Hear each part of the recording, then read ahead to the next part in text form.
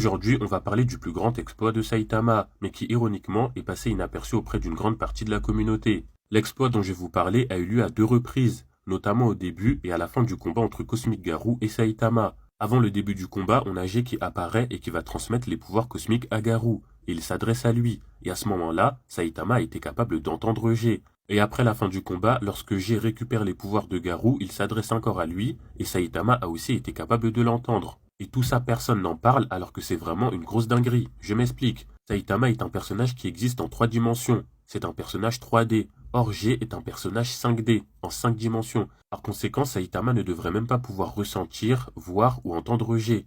D'autant plus que Saitama existe au sein de l'univers et G existe en dehors même de la causalité de l'univers. Donc le fait que Saitama soit capable de l'entendre, ça n'a véritablement aucun sens.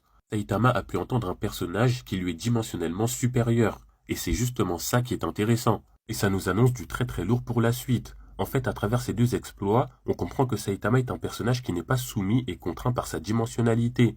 Car tôt ou tard, il va la transcender. Saitama va transcender la 3D, la 4D et la 5D.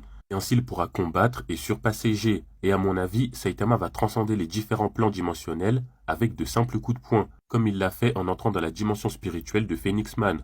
Car après tout, Saitama, ça reste un personnage semi-troll et totalement illogique.